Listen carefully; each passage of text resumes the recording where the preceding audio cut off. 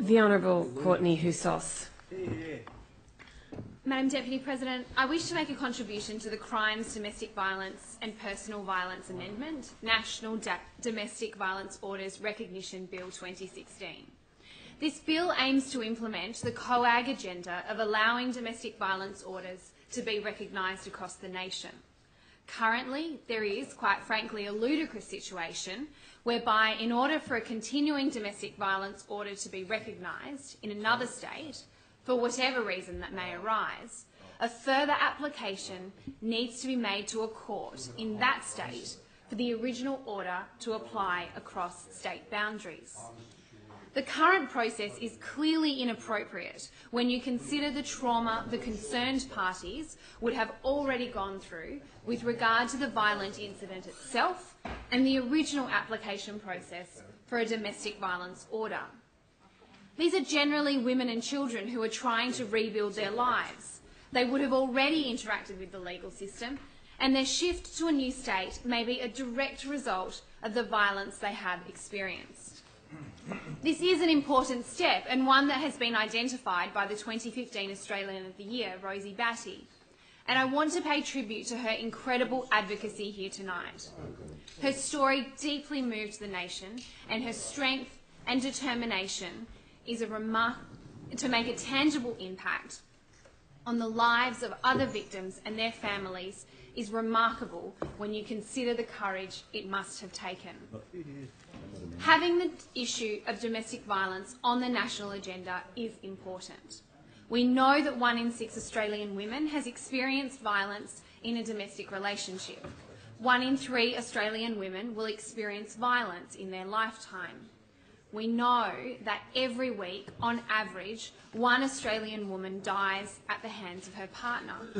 This is too great an issue to ignore, and sadly, we see precious little support from coalition governments at both a state and federal level.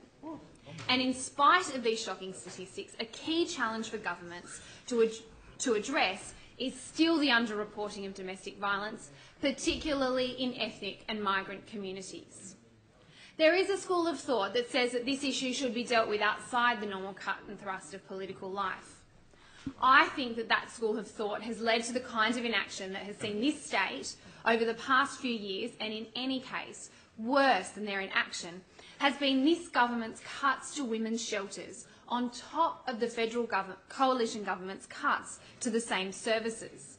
It is unbelievable that at the same time the federal coalition government talks about its commitment to addressing domestic violence, that from 2017 it will cut 30% of the funding to community legal centres, a key support agency for women seeking to attain these very domestic violence orders we are discussing tonight. Good point. We cannot and will not sit idly by while Liberal national governments defund women's shelters.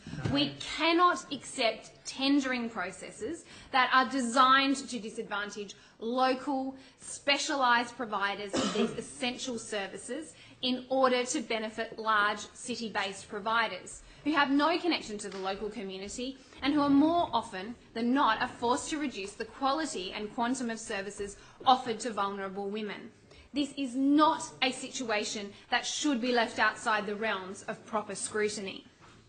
The reality is this bill is important, but its effects should in no way be considered the centrepiece policy of any government seriously committed to tackling domestic violence. It is deeply concerning to me that the Attorney-General boasts that New South Wales is leading the nation in addressing domestic violence as a result of this bill. If it wasn't such a troubling and misguided self-assessment, I would think she was joking. This is a government that has cut funding to women's shelters and instituted the roundly criticised going home, staying home changes that did nothing apart from create a bleak and uncertain future for these important community services. I can only imagine the backbench uproar from those opposite if the same bleak and uncertain future was pushed onto the business sector in this state. Point. Now, in the absence of an inadequate response from the government, many communities and community groups are being forced to pick up the slack. I have spoken many times in this place about the Great Lakes Women's Community Shelter.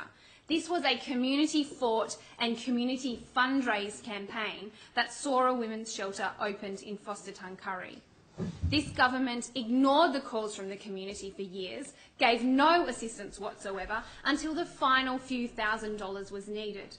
The community raised well in excess of $100,000, and within a week of the shelter opening, it was full.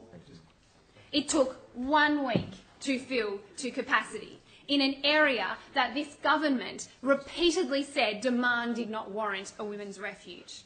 And this story would sadly be repeated right around this state.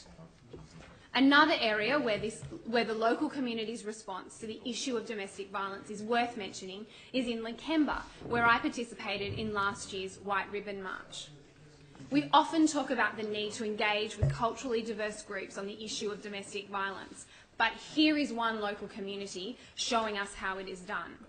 Almost 1,000 locals marched. Local men and women brought their families, some in headscarves, some in traditional dress, many with prams and strollers. The Canterbury Bulldogs, senior police officers from across Sydney, including the Police Commissioner, along with a police band, Lebanese drummers and Chinese dragon dancers. Different islander communities featured their traditional dances along the route. Each different local community group showed their support to say that violence in any circumstances is not okay. The government should support these local community groups and the excellent work they do. I would like to take this opportunity to thank the organising committee that put that event together, including Bilal, Gandhi, Danny, Ali, Emad and the many others.